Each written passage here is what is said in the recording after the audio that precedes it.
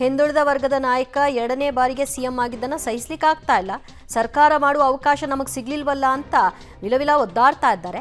ನಿಮ್ಮ ಸರ್ಕಾರದಲ್ಲಾದಂಥ ಹಗರಣಗಳ ಪಟ್ಟಿಯನ್ನು ಕೊಟ್ಟಿದ್ದೀವಿ, ಮೊದಲು ಅದಕ್ಕೆ ಉತ್ತರ ಕೊಡಿ ಅಂತ ಹೇಳಿದ್ದಾರೆ. ಜೊತೆಗೆ ಆನಂತರ ಪಾದಯಾತ್ರೆಯನ್ನು ಮಾಡುವಂತೆ DK ಶಿವಕುಮಾರ್ ಅವರು ಹೇಳಿದ್ದಾರೆ. ಮಿಸ್ಟರ್ ವಿಜೇಂದ್ರ, ಮಿಸ್ಟರ್ ಅಶೋಕ್, ನಿಮ್ಗೂ ಹೇಳ್ತಾ ಇದ್ದೀನಿ, ಸುಮ್ಮನೆ ಹೆಜ್ಜೆ ಹಾಕೋದಲ್ಲ, ಇಲ್ಲಿ ನಡೆಯೋದಲ್ಲ. ನಮ್ಮ ಪ್ರಶ್ನೆಗಳಿಗೆ ಉತ್ತರವನ್ನ ಈ ಜನತೆ ಕೊಡಬೇಕು. ಈ ಆಂದೋಲನ ಈ ಸರ್ಕಾರಕ್ಕೆ ಸಿದ್ದರಾಮಯ್ಯನವ್ರನ್ನ ಮುಟ್ಟಕ್ಕೆ ನಿಮ್ ಹಣೆಲೂ ಬರ್ದಿಲ್ಲ. ಇದನ್ನ ನೀವು ತಿಳ್ಕೊಳ್ಳಿ. ಒಬ್ಬ ಹಿಂದುಳಿ ವರ್ಗದ ನಾಯಕ, ಬರ್ಕೊಳ್ರಿ ಮೀಡಿಯಾರು, ಸರಿಯಾಗಿ ರೆಕಾರ್ಡ್ ಮಾಡ್ಕೊಳ್ಳಿ.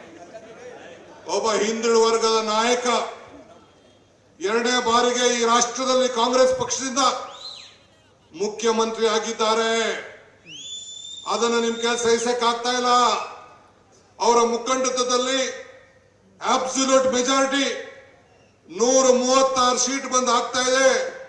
ಅವರ ಕಾಲದಲ್ಲಿ ಬಡವರಿಗೋಸ್ಕರ ಕಾರ್ಯಕ್ರಮಗಳು ಕೊಟ್ಟು ಬಡವರ ಬದುಕಿಗೆ ಕಾರ್ಯಕ್ರಮವನ್ನು ಮಾಡ್ತಾ ಇದ್ದೀವಿ.